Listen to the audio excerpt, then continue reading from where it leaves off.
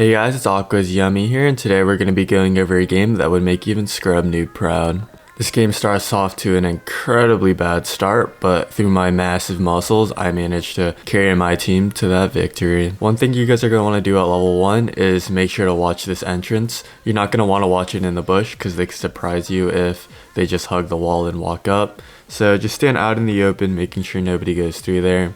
There's so many times where people just invade and we have no clue because no one's watching the entrance, and you just lose the entire game at level 1, which is very tragic, so don't be that guy. This game I want to be focusing on top and bot. Jax versus Camille is a very volatile lane, and if you help Camille win that matchup, Camille can just take over the entire game. That champion's completely busted with grasps and it needs to be gutted. Bot lane is a Samira and Pantheon bot, which is literally just an all-in lane constantly, so you can really get easy ganks off if your team doesn't die before you go. Mid lane is a Zoe, which is also very gankable, but it's the fact that the other lanes are so much more volatile that I'm going to want to be focusing on those more. Something I forgot to tell my team to do this game is to ward their own try. Oftentimes if the enemy bot lane has a really strong level 1, they'll level 1 cheese in the tri bush as your laners are going to lane. If you guys have it warded though, you can rotate with them and potentially get a free kill bot. As I do in my camps, I'm constantly looking top, evaluating whether top is gankable or not, and I see that the Jax constantly keeps playing aggressive, so I try to go for a quick gank. Although he warded, he's so pushed up that a gank is potentially possible, but apparently the Camille didn't take her E, so I end up wasting a lot of time. This is actually super bad for me, because if the enemy jungler is playing a champion that can easily take my Raptors, if they just walk over to my Raptors right now, I lose so much CS and gold. There's not really much I can do if they are taking the Raptors though, so I just continue to clear back bot. I constantly look mid as well because it looks like they're playing extremely aggressive, so I could potentially gank that. I end up resetting the big wolf that I'm doing because I'm really indecisive of whether I should go gank mid right now or finish doing my wolves. I end up deciding to finish my wolves because I know if this gank doesn't work, then I'm setting myself even further behind. The Zoe still plays extremely aggressive, so I do go look for a gank mid. Normally when I go for this gank mid, I'll have 5 stacks of ferocity, which allows me to E flash and then root them if I hit it, and most of the time it's a pretty guaranteed kill. The Syndra pings me back because he thinks the Nidalee's there and she likely is hovering around mid, but I'm just such a Chad that I don't really care. My Camille ends up dying to a Nidalee gank, which she had warded. Even though she's the slipperiest champion in the game, she ends up trying to hold her flash like a greedy little cuck and dies for it. Pretty standard for a NA top laner. My bot lane also decides to run it down without waiting for me. Literally, if they waited like 20 more seconds to fight, we would have just won because I would be there and Italy wouldn't have. By the way, if I sound a little bit different or if I'm shivering during when I talk, it's because my house is 60 degrees right now. Anyway, I continue clearing back bot because there's not really much else to do now that my bot lane died. If they were up, then I maybe would have considered a gank bot. A lot of the times it will work, even though bot lane has 2 wards. They're just most of the time monkeys. If you guys are enjoying so far, if you guys don't mind, could you guys please hit that like and subscribe button? It really helps support the channel and motivates me to make helpful content like this. After I recall, I start pathing topside because my Gromp is just respawning. So I make sure to tell my bot lane not to int and that I'm pathing top. Also to tell the Camille to get ready for a gank. She ends up getting ganked herself, which is brilliant because she survives, but I guess she decides that she doesn't want to live anymore. And she ends up walking into the most obvious gank ever. They're just sitting in the bush waiting for her to face check it, and what do you know, she does. So my mental's pretty gone right now. Camille's died to 2 ganks that she knew was coming just because she's a monkey. I try to go clean up this Jax here and I let him jump on me because I know that all of his burst will be into the E and W when he jumps on me, so I'll be able to heal it all back out with W. I then start to kite him toward a bush just because my cooldowns aren't up and I need that 4 stack to win this fight. Jax almost wins that 1v1 because that champion is absolutely broken even though I played it as best as I could. I pretty much just beat him through sheer willpower. This is my last game of my Diamond 1 series. I got demoted after losing 1 game at 0 LP, so I'm pretty salty and I want to get back to Diamond 1. As usual, my bot lane gets completely dumpstered without waiting for me, so I don't really expect more. Pantheon and Samira is a really broken bot lane. Here my mid laner is extremely overextended for no reason, so I try to go help her because Nidalee ganked. Here, if the Jax didn't do an absurd amount of damage to me, I probably would have killed the Nidalee and killed the Zoe right after, or at least survived. So Jax doing that much damage and being that broken actually just lost me a kill and gave me a death. While I'm dead, I make sure to look at the mini-map, seeing what my next best move is. You never want to just waste your time being dead and going on your phone, as you won't have a clear plan on what to do next. So I decided to do my red and go contest this scuttle because I'm a lot stronger than this Nidalee. There's not really much you can do because I have mid and top prio. She ends up staying too long and my bot and mid laner try to chase her down. There's a lot of bushes in this area, so Rengar really excels in fights like this. We decide to chase it and I get the vision, so we get a free kill off of it. I find bot lane just waiting for us, which is really good because it's a 4v2, so there's no reason we shouldn't win. The Samira actually still had heal, which I got baited by. I thought that there was no way that bot lane had sums because they've been fighting so much and my team has been dying so many times, but I guess they just died without their bot lane even using sums. Me dying here is extremely awful because we shouldn't have died, as the Samira shouldn't have gotten that heal, and then after we should have got the free kill on Pantheon, and then I could have just continued to clear my whole jungle. But now that I die, I waste so much time, and the Nidalee wasn't even there to counter gank either, so she spent this whole time farming and now she's extremely ahead of me. I go to my blue buff because I'm planning to path straight back bot for a repeat gank, but I get greeted with a nice Jax in the bush. Because he's so low and has no mana, I decide to tank his full combo, and because I'm in a bush, I'll have my 4th stack for my ferocity, so I know I'll be able to win this fight. It's really important to not run away from a bush if you guys want to fight, otherwise you won't get your 4th stack, and because I stayed in the bush, I do live here. Here in my mind, I know that Nidalee could potentially be hunting me in my own jungle, and I thought she was in my red side, so I just did not look at all at my blue side. She ends up getting a really good spear on me that I could have flashed, but I really wasn't expecting her to be there. And their bot lane is just so good that they end up rotating mid and diving my Syndra, getting another free kill. At this point, I think the game is completely over because their team is making god rotations and my team are just a bunch of baboons, but I still keep playing my very best because there's no reason not to. After that depressing death, I think about pathing bot and full clearing, but I see that the Taric is under tower and he's likely going to get dove, so I need to help him cover it. I tell him to go and bait it because I have my ulti and I can easily collapse on them. The Taric does end up getting dove though, and I'm there to clean it up completely. I knew that their team is going to play extremely aggressive, so it's very unlikely that they wouldn't go for this seemingly free dive. After getting the 2 free kills mid, I want to capitalize on it, so I just drive by and do my raptors because I could do them extremely quickly, and I also see that Nidalee is top, so this dragon is definitely free and you should definitely do it. Not only does it help us get soul, giving us a win condition in this game, but it also prevents them from getting soul early, which helps them close out the game. Before doing dragon, I considered ganking bot, but my Ashe decides to die and join the Camille in death. I guess they both just really wanted to make this game as hard as possible for me so that I could flex my muscles. I continue doing dragon, and you're always going to want to drag it out to this bush so you get a free stack of ferocity. The Pantheon ends up trying to go ward because he thinks he's a Chad, and I mean, I guess he is, but little does he know I'm the king of Chad, so I execute him for being disrespectful. After getting the kills mid, I consider going to Rift Herald, but then I see Nidalee on my map. I could tell that she was starting to look at me a little bit funny, so I get to rough her up a bit. She ends up disrespecting me by trying to take a ward right in front of my face, so she pays with it with her flash. After I still see that their enemy bot lane is down for a bit, so I get a Rift Herald like I initially wanted to, mostly so that they can't get it and close out the game easily. I notice that the Jax TP top and he plays extremely aggressively, so I get 4 stacks off of the Herald and then try to go gank top. He actually almost wins this fight somehow, but it's actually super important that we got this fight without Jax getting him even more ahead. That champion does so much damage, it's kind of insane once again. Here I would like to push the tower, but just because mid and jungle aren't showing, I back off a bit. And once I do see them, I continue to push top for the plates. Here you shouldn't really back because you can't really help them. I don't have flash or ulti, so it's really unlikely that I'll get a kill and I'll likely just die myself. If I did have ulti or flash here, I may have considered going back and trying to stop them, but just because I didn't, I back off. Once again, if the enemy team is on the other side of the map, you're just going to want to take any objective on the other side if you can't contest them. This Rift Herald is really free and it's just really nice to get it off the map. I continue to finish clearing my topside jungle just because I'm so close and there's no reason not to.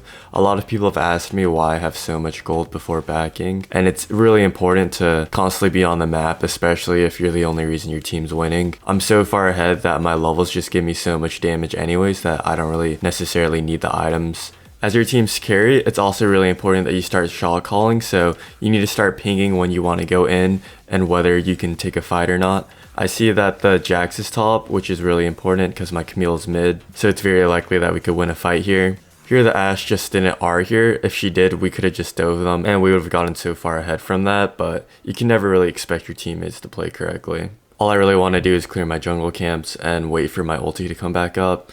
I try to go for this Jack's top because I have a bush so I can jump out of, but it ends up not working out because I think somebody was near and the bush was likely warded. All my jungle camps are taken, but we see that the Samira is overextending, so it's really important to go for these pick plays as it'll let you get back into the game. It's really risky because a lot of the enemy is off the map, so you do have to play this very carefully. If she dashes or flashes away, then you probably don't want to chase too far, but you still want to give a solid effort. The Syndra really wanted the smoke, but then the Samira pulled out the 9 and she almost got cucked, but too bad I got her back. After getting a free kill, once again you're going to want to capitalize. I drop my Herald and try to get this bot tower. At this point we have no towers whatsoever, so getting one tower will help relieve the pressure off the map and allow us to get back into the game easier. The enemy team does end up rotating down, but we can fight this because I'm so strong. Here, the Pantheon had a God E. I probably could have jumped a little bit early and one-shot him, but I was a little bit indecisive, so I wasn't able to leap before he E'd. It doesn't matter though, because we chased him down, and with the Rift Herald I got, we got a free tower off of it. After getting another free pick bot, we should have just rushed Dragon. Instead, we just swaddled in the bot lane, trying to look for a fight. This is where we should have fought, because we have Ashar, but she just never shot it. After getting the free Dragon though, we definitely should have just left, but my team has other plans and wants to fight. This fight actually looks pretty good, but because my team is so weak, my backline gets totally cucked, and I wasn't there to help them because I was looking for their backline. Samira is totally a balanced champion and just destroys my whole backline. Here, that Jax actually saved his E from me, which was really smart of him, and we just get aced. This fight was extremely tragic and we 100% should have won it, but my team definitely didn't play it correctly and we all just end up dying. This really just swings the tempo back into their favor, and now we're no longer winning this game. After respawning, I noticed that my red buff's up and it's really likely that the Nidalee is trying to cheese me there, so I ping my team that there could be someone, but my bot lane still thinks it's like 5 minutes in the game and are laning for some reason.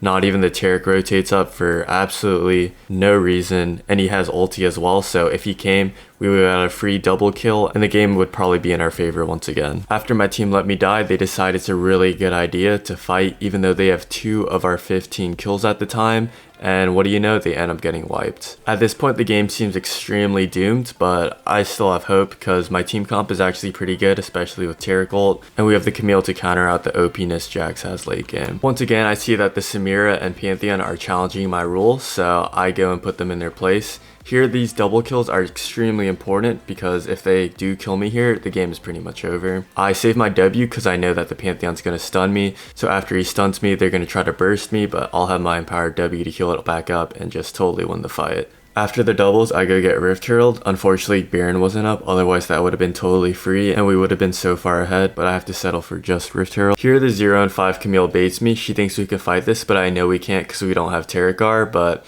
I end up taking the bait and we just lose the fight extremely bad. The Ashar was never to be seen and their pathing was horrendous. Anyway, this stuff doesn't really matter because there are no objectives up. A lot of the time it's okay to int, but you just have to int at the correct time. With Dragon coming up soon, I go to the Dragon Pit to get vision and potentially go for a free pick.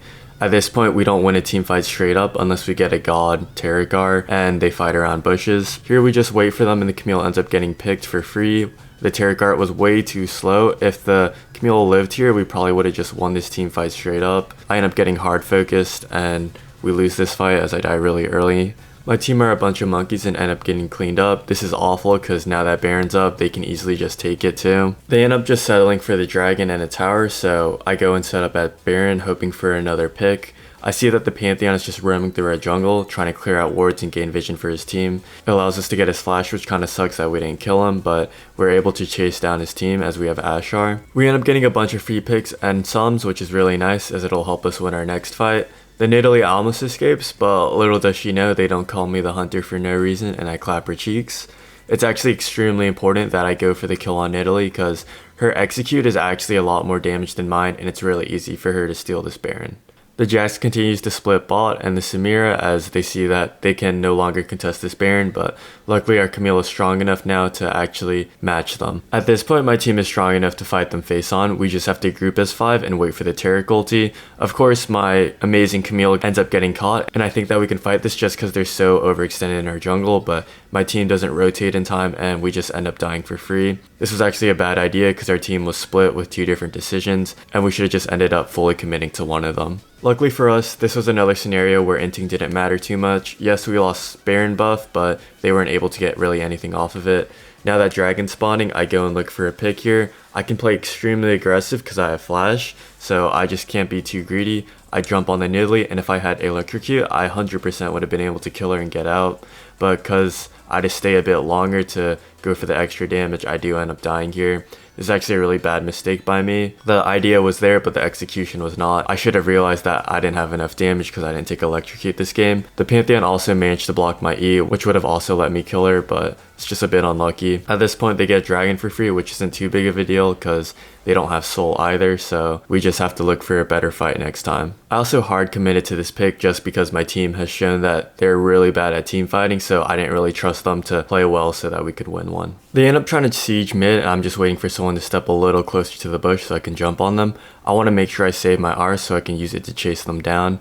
And we end up winning this fight really hard just because we ended up outscaling them, and I managed to scare away their back line while we cleaned up their front line. The Jack still ends up pushing and manages to get an inhib, which is extremely bad for us. The Camille really should just be matching the Jacks just because it's more important than being in the team fight, as we already win it pretty hard as a 4v4.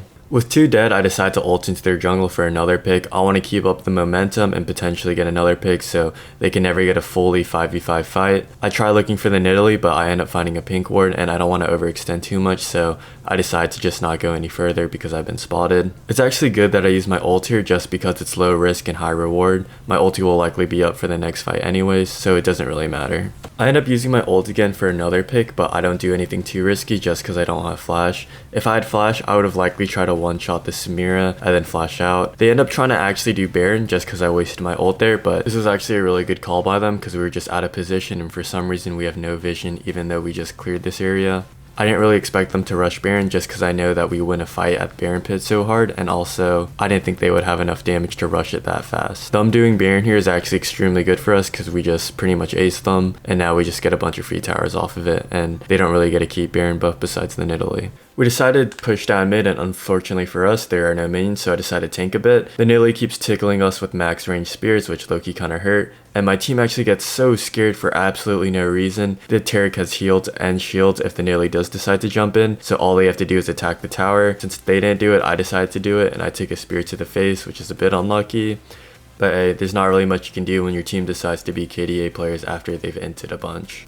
After the balanced lead of our game, they end up deciding to push mid again, waiting for deja vu to happen, and what do you know, it does. Taric ult really just destroys this fight, and they have no chance. We end up trying to chase them down, and at this point, it's so late in the game that this should be game, but of course not. My team really just doesn't like winning, so Camille ends up inting for absolutely no reason. If she waited a couple of seconds early to flash on them, then I would have been close enough to help her out, but she really enjoys inting more than winning. There's actually no reason for the Camille to go in, because together we can just push with the minions and end the game completely, but now that we don't have Camille, we don't have damage to end. I try and go for a pick on the Nidalee, but Zhonya's is a really fair item, so I can't, and we end up not being able to close out this game, which is really tragic because that's the cleanest team fight we can ever ask for. Instead of just bomb rushing mid trying to finish the Nexus, I decide to call for Baron. The Baron's not really to actually get the buff, it's just so that we can force a fight outside of their base. The Nidalee will likely be up during Baron, so she can easily steal it. Her execute's a lot larger than mine, but for her to steal it, she's gonna have to go into the pit and suicide, and then we'll have an easy 4v5 to end out the game.